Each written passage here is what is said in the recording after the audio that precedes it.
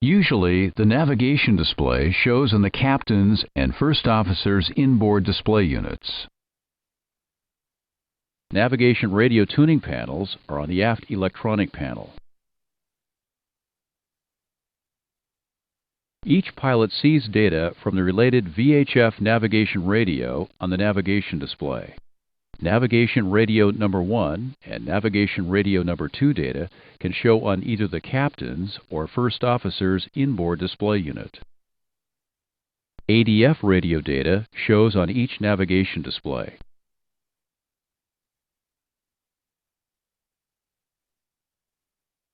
This is the centered VOR mode display.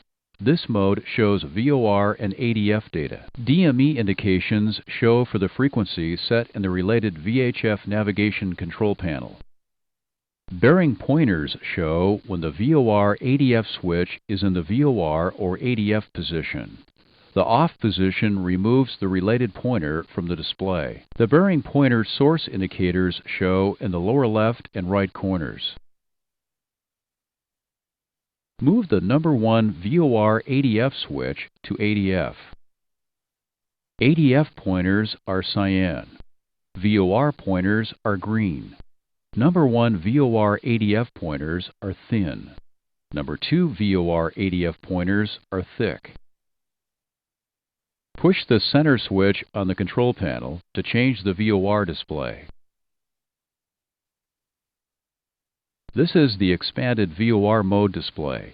This display shows similar indications to the centered VOR mode display.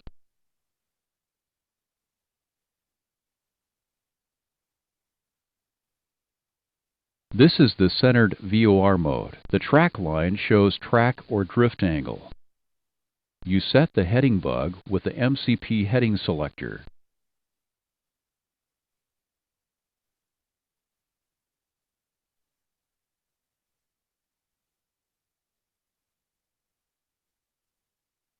Change the selected heading to 250. The heading bug moves to the new heading.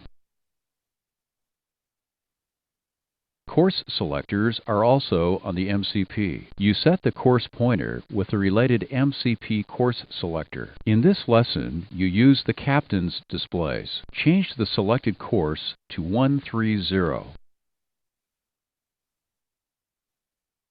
The course deviation indicator shows deviation from the tuned localizer or VOR course. The VOR centered mode also shows reference VOR frequency, DME distance, and selected course.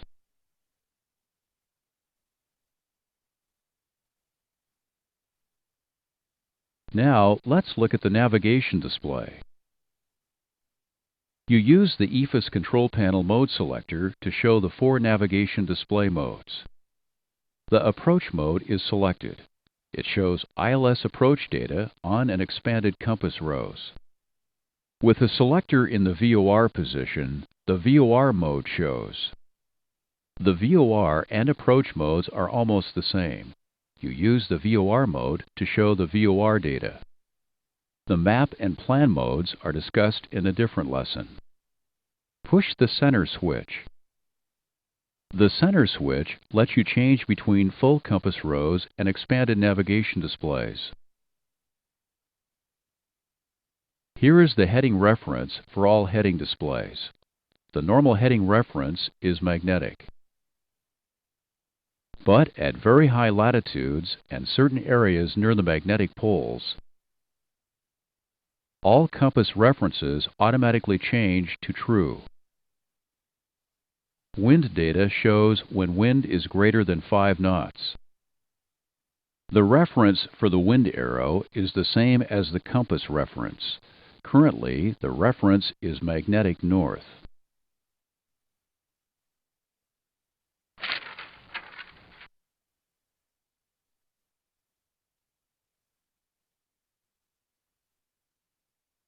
Track shows with the track line.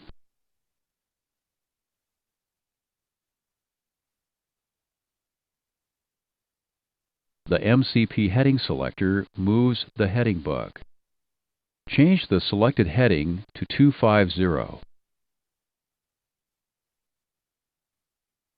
The heading bug does not park on the expanded mode navigation display.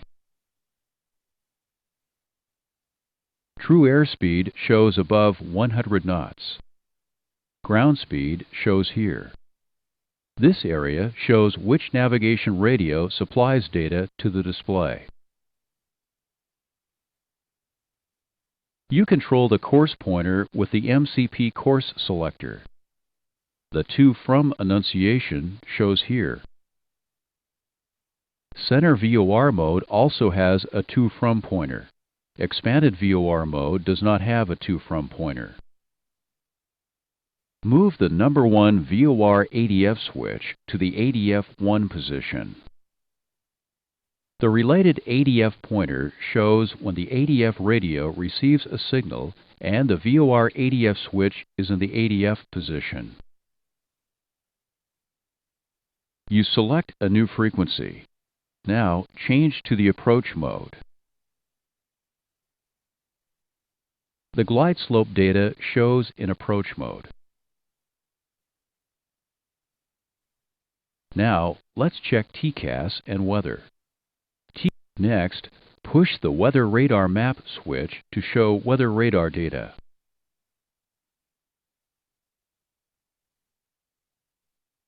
Range now shows.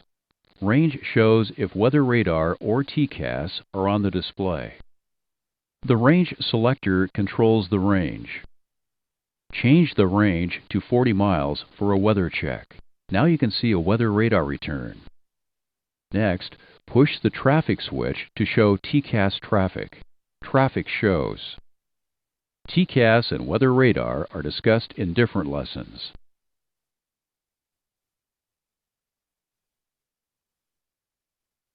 Now, let's tune the radios and see what occurs on the displays. Tune the number 1 navigation radio. First, set the frequency. Set the course. The course you select and course deviation show on the navigation display.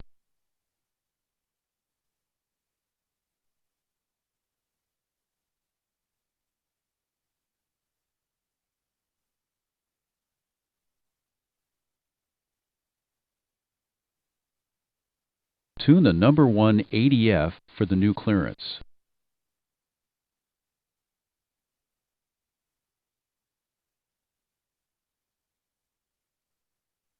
Move the number 1 VOR ADF switch to ADF. ADF data now shows on the display.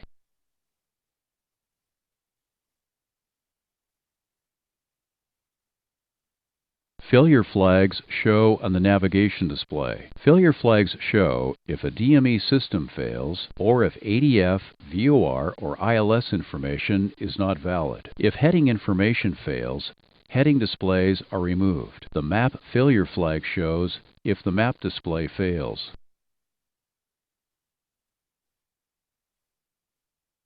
The navigation display message EFIS mode navigation frequency disagree shows when the navigation display mode does not match the tuned frequency.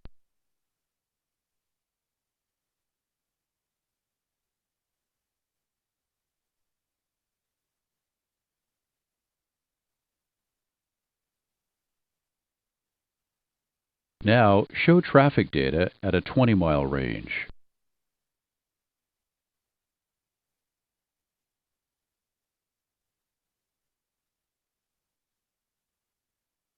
Expect the VOR approach shown.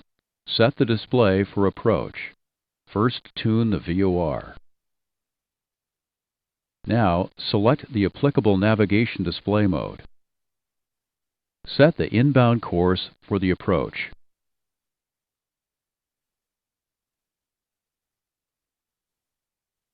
Find your bearing to the initial approach fix Peli.